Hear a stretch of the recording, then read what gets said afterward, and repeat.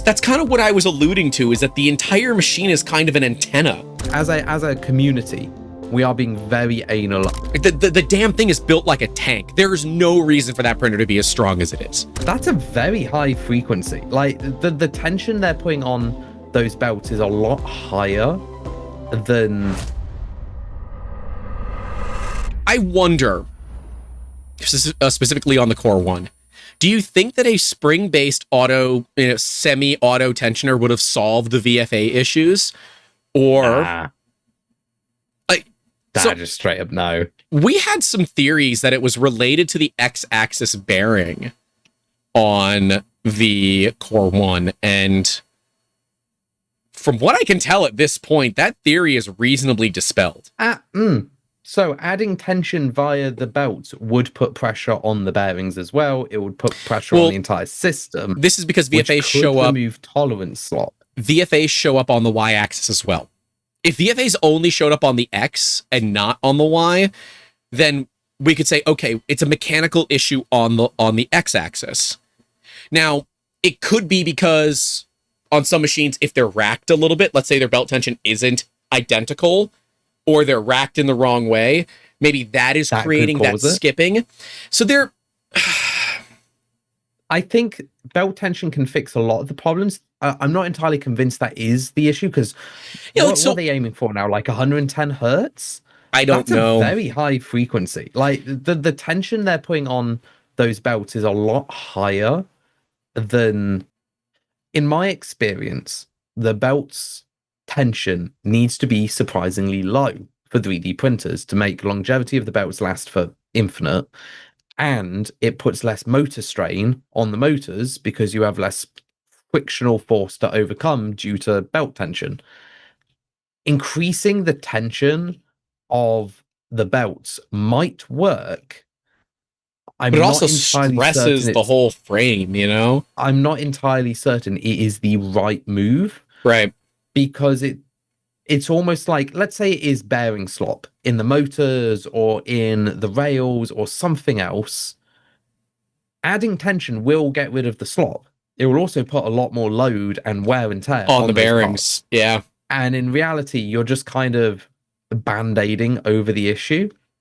Yeah, I do, however, think the software side of what they've done with the stroboscope light.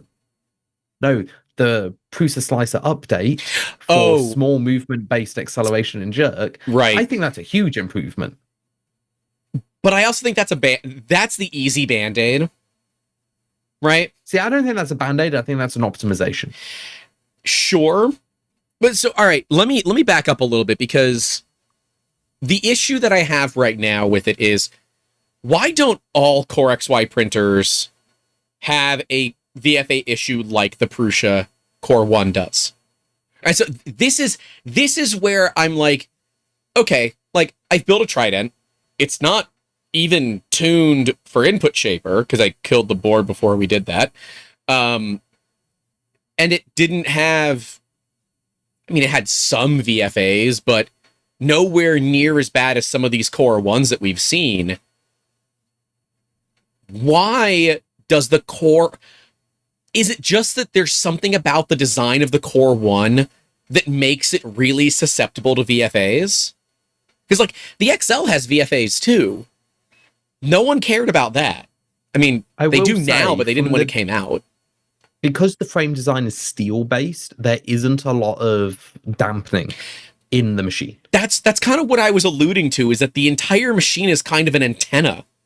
It's a resonator for these vibrations, where these plastic machines that have plastic all over them, sure, they have some metal in their frame, but they're not stamped sheet metal, right? I'm wondering if the frame of the Core One being this unibody of bent sheet metal is actually hurting it.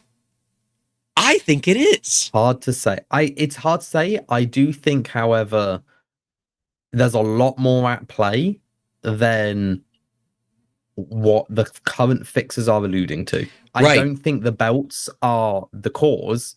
No. I think the belts are just a way to gloss over the issue. Like, for example, like, hell, take all of the Construct series of printers that we do. There's a reason we stick with V-wheels instead of linear rails. And it's because of resonance. Like, having a plastic to metal contact before you get to the gantry removes a lot of machine vibration from traveling to the print head. Like, that was an intentional decision. And I feel like the belt tensioning on the Prusa Core One is the same, where the belts are a way you can decouple the VFAs from the issue. And that doesn't mean Potentially. you have to fix it. Like, in all honesty, like, we are being anal. Like, as a community, we are being very anal over what we allow and what we don't. Yeah. Like, Yeah. if anyone looks at a Stratasys machine, you go, ugh. They've got ringing, they've got vibration issues, they've got VFAs that are worse than anything you've ever seen, but it's okay. And that the industry accepts that. On the consumer side, because we expect perfect, like, you, hell, the new iPhone launches came out and those phones look gorgeous. They are perfect With in time every code? way of the same. With time code? Oh, I'm so mad at this. They It's are the so first good. time in a long time that iPhone has had something before Android. Ooh, dual Italian. video recording. Samsung had it in 2016. Go away. Yeah, Apple is never like really innovated in terms of doing something first, But they do it better. They just do they it better. do it good. They do. They integrate perfectly, and I do feel it's very similar to what's happening with the VFA issues. Yeah. Is because the community is used to perfection in consumer grade hardware, we are putting ourselves in a position where we're getting picky about quality. I'm not. I don't even want to use the word defects. Just quality impacts Anomalies. of machinery. I like the term quality anomalies. I mean, hell, if you get a CNC machine and you machine the top of a piece of metal, like you plane it flat, you get machining marks. Yeah. Nobody cares what they look like. Nope. They're there as part. And if you want to get rid of them, you have to do a post-process. The same with on the side, you get bit chatter. Yep. Like you can't get rid of that. That's an inherent part of the machine. And some machines are worse than others, but they can still keep a tolerance. I do fear that because we are getting more and more consumer focused, we are getting to the stage where people are getting picky, and it's just kind of it shouldn't be. We should be okay with the quality. Like, the tolerance of a Core One is fine, and frankly speaking, it is kind of fine. There's no real issue. It's just a visual artifact. It's good enough. Yeah, I'm not upset. I think that at the price point, people have a reason to expect better. And I don't disagree with that. But at the same time, the way that the Core One is designed and built, they don't necessarily... So, it's funny. Bamboo, because of the way they've chosen to do stepper drivers with an H-bridge of MOSFETs, actually makes it easier for them to tune this stuff out, because they can really refine what part of the MOSFET really moves versus having to deal with kind of off-the-shelf style stepper drivers the way that Prusa does. And so they have more control. But I feel like this VFA like issue kind of came out of nowhere and became this like... It's a very loud part of the industry. And I don't understand why. It's like none of you cared on the Mark IV, the Mark IVS, or the XL, of which all of them are expensive for what you get. I think there's a decent value, but I think a lot of that value is eroded now that open source is being moved away on Prusa machines. But why did we all of a sudden really start to care with the Core One? Is it because with the Mark IV and the Mark IVS, other bed slingers are kind of the same way? And then now with the Core One being very similar to like a P1S, X1 Carbon, Cheaty +4, Creality K2, you know, is it because there's so much to compare it to now that all of a sudden it matters? I don't know. That's the thing that's always like, huh, how do we deal with this? Like, Reth is in the chat. I was hoping that Reth was going to show up for this one, saying there's a difference between machine parts and consumer expectations. Consumers want things pretty, VFAs look ugly. I totally agree. They've started to learn more about the cause, started to learn how to get rid of them. I would love to see Prusa working with the Unicorn Chasers, Reth's group of like crazy turbo nerd.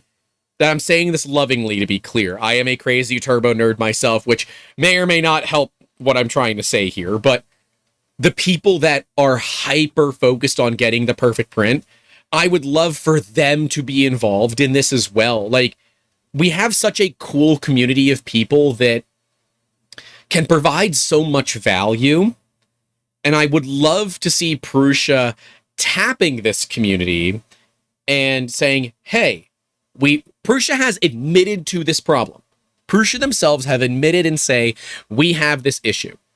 I would love for them to say, we know you guys are the experts. We would love for you to help us. Because I'm not certain that Prusa themselves have an expert on VFAs. They might.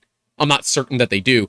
But I can tell you that Reth's group, they know all about input shaper, belt tensions. They've gone through this. And they're still learning more about VFAs. But they're further along in this path. And I feel like paying them to assist in solving this problem would get us closer to a, like, ideal solution and make the Core One such a venerable monster of a 3D printer that, quite frankly, it deserves to be. The damn thing is built like a tank. There is no reason for that printer to be as strong as it is.